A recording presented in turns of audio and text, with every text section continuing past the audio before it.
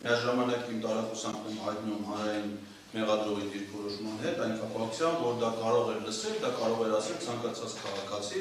նշանակում է, որ այդ ցանկացած քաղաքացիների թվում կարող էր ինքը պարոն Ավետյանը։ Այդ դեպքում ինքը եթե հնչել է մի հանրային տիրույթում, հրապարակային խոսքում, ապա ինչու են իրանք սպասել Սահմանադրական դատարանի աշխատակազմի ղեկավարի գրությանը, եթե դա հրապարակային խոսքում հնչում է որևէ գործողություն կամ հայտարարություն է, որոնք իրենց մեջ ենթադրյալ հանցանքի հատկանիշներ են պարունակում։ Այդ դեպքում ստացվում է, որ մնացած բոլոր պետական պաշտոնյաները իրավասու, բացի պարոն Առաքելյանից ցուցաբերել են անգործություն, ինչը որ տրամաբանական չի։ Բացի այդ նաև պատվարժան դատարան ասենք, որ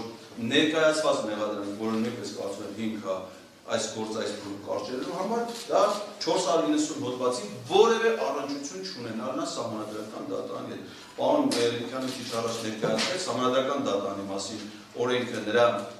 ավելի բարձր դիրք իրավական համակարգում մյուս օրենքների նկատմամբ, որտեղ հստակ ասում է, որ Սահմանադրական դատարանում գործերի քննության առանձնահատկությունները սահմանվում են բացառապես Սահմանադրական դատարանի մասին Սահմանադրական օրենքում։ Իսկ ներկայացված հոդվածում, օրինակ 490-ում, որպես դատավարության մասնակիցներ են նշում, ասենք դատավոր, դատախազ, քննիչ, քննչական մարմնի ղեկավար, հետաքննության մարմնի, փաստաբանի, ներկայացուցիչ, փորձագետի կամ հարկադիր կատարողի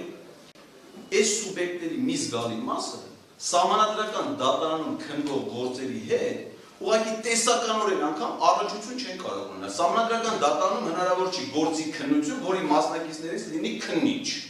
կամ քննչական մարմնի ղեկավար, կամ հետաքննության մարմնի,